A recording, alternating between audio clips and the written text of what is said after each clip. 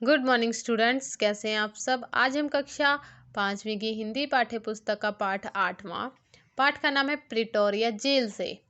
तो बच्चों, ये एक प्रिटोरिया जेल है जो कि दक्षिण अफ्रीका में स्थित है। इस जेल में बच्चों जो मोहनदास करमचंद गांधी हैं, उन्होंने अपने पुत्र मणिलाल गांधी को एक पत्र लिखते हैं। तो बच्चों, हम पत्र है जो आज विस्तार पूर्वक पढ़ेंगे। शुरू करते हैं।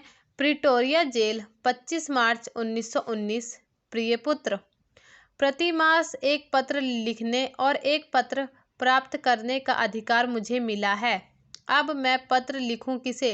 मिस्टर रीच का, मिस्टर पॉलक का, और तुम्हारा ख्याल मुझे बारी बारी से आया, लेकिन मैंने तुम्हें ही लिखना पसंद किया क्योंकि पढ़ने के समय तुम्हारा ही ध्यान मुझे बराबर रहता था। तो बच्चों, यहाँ पर जब महात्मा गांधी जी हैं, जब वो पत्र लिखना शुरू करते हैं अपने पुत्र को, तो वे बोलते हैं कि हर एक महीने में मुझे एक पत्र लिखना और एक पत्र पढ़ने का जो है मुझे अधिकार मिला हुआ है।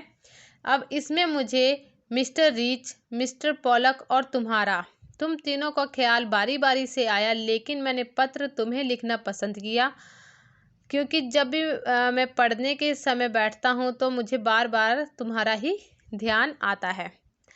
मेरे बारे में तुम जरा भी चिंता मत करना। विशेष कुछ कहने का अधिकार मुझे नहीं है। मुझे पूर्ण रूप से शांति में हूँ। तो बच्चों, यहाँ पे सॉरी बच्चों, मैं पूर्ण रूप से शांति में हूँ। तो यहाँ पर गांधी जी बोलते हैं कि तुम मेरी चिंता मत करना, मैं बहुत अच्छे से यहाँ पर रह रहा हूँ और बहुत शांति में से रह रहा हूँ। आशा है कि बात अच्छी ही होंगी। मुझे मालूम है कि तुम्हारे कुछ पत्र यहाँ आए हैं, लेकिन वह मुझे नहीं दिए गए। फिर भी डिप्टी गवर्नर की उदारता से मुझे मालूम हुआ कि बा का स्वास्थ्य सुधर रहा है। क्या वह फिर से चलने फिरने लगी? बा और तुम लोग सवेरे दूध के साथ साबूदाना बराबर ले रहे होंगे। तो बच्चों, यहाँ पे वो कहते हैं कि मुझे आशा है, यानी आशा है कि जो बा है वो अब अच्छी हो गई हैं। मुझे मालूम है तुमने मुझे पत्र लिखे होंगे, लेकिन मुझे जो है कुछ पत्र तुम्हारे मिले हैं, कुछ पत्र नहीं मिले। लेकिन यहाँ के जो डिप्टी गवर्नर हैं, उन्होंने बताया है कि जो बा है उनके स्वास्थ्य में बहुत सुधार आया है। फिर गांधी जी उनसे पूछते हैं क्या वह फिर से चलने फिरने लगी हैं? तुम और बा सवेरे दूध के साथ साबूदाना बराबर से लिया करो। उसके बाद है और अब कुछ तुम्हारे बारे में कहना चाहूँगा। तुम कैसे हो? तुम पर जो जिम्मेदारी मैंने डाली है, तुम उसे स्वर्था योग्य हो और आनंद से उसे निभा रहे होंगे, मुझे ऐसी आशा है। तो यहाँ पर गांधी जी बोलते हैं कि अब मैं तुम्हारे बारे में कुछ कहना चाहता हूँ कि जो मैंने तुम्हारे ऊपर जिम्मेदारी डाली है उसे तुम बिल्कुल निभाने योग्य हो गए हो, मुझे ऐसी आशा है। मैं जानता हूँ कि तुम्हें अपनी शिक्षा के प्रति असंतोष है। जेल में मैंने यहाँ खूब पढ़ा है।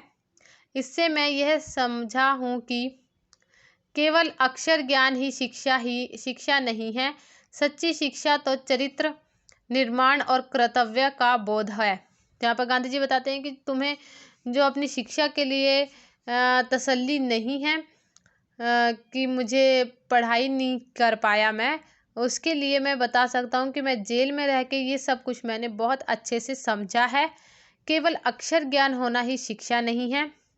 सच्ची शिक्षा तो चरित्र निर्माण, कर्तव्य, जिम्मेदारी और जानकारी से होता है।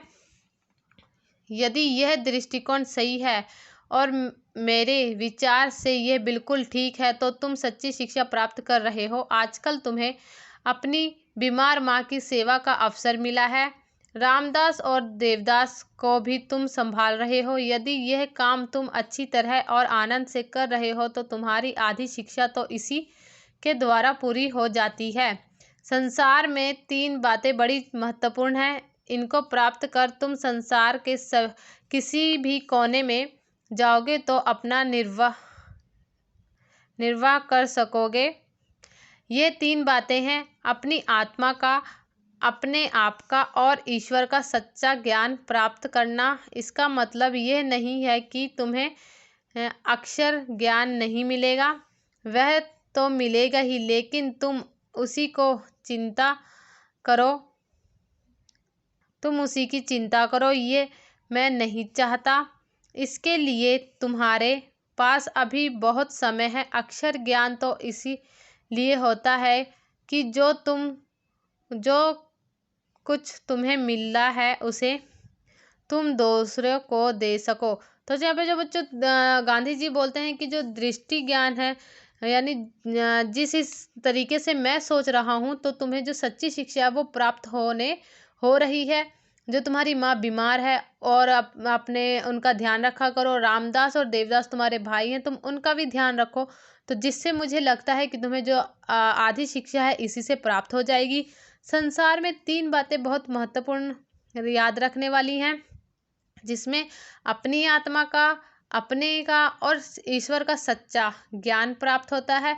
इसका मतलब ये नहीं कि तुम्हें अक्षर का जो ज्ञान है वो नहीं मिलेगा, वो तो तुम्हें मिलेगा, उसकी चिंता तुम्हें करने की ज़रूरत नहीं है। जो अक्षर ज्ञान है वो इसीलिए होता है कि जो तुम्हें ज्ञान हुआ है वो तुम अपने सामने वाले इंसान को दे सको।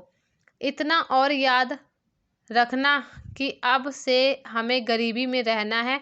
जितना अधिक मैं विचार करता हूँ उतना ही अधिक मुझे लगता है कि गरीबी में ही सुख है। अमीरी की तुलना में गरीबी अधिक सुखद है। तो बच्चों यहाँ पर जो गांधी जी बताते हैं कि इतना और याद रखना कि जो अब हमें गरीबी में ही जीवन व्यतीत करना होगा। जितना मैं सोचता हूँ, यानी जितना मेरा विचार है कि गरीब लोग ज़्यादा सुखी में रहते हैं अमीर की तुलना में। तो बच्चों आज का पाठ हम यहीं तक पढ़ेंगे, बाकी का हम अगली वीडियो में करेंगे। आप सभी ने ये पाठ अच्छे से पढ़ना है और समझना है। ठीक है बच्चों, thank you, have a nice day.